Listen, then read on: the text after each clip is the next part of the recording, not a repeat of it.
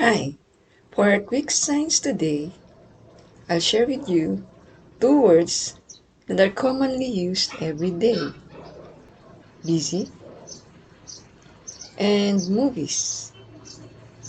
Busy, the other palm, your non-dominant hand, is facing down, and your dominant hand is shaking with the B sign. Movies, on the other hand, is like a stage. So your non-dominant hand is facing you, and your dominant hand is facing the audience with a 5 and waving. Movie. To easily remember, I'm busy because I'm watching a movie. Continue learning and stay happy.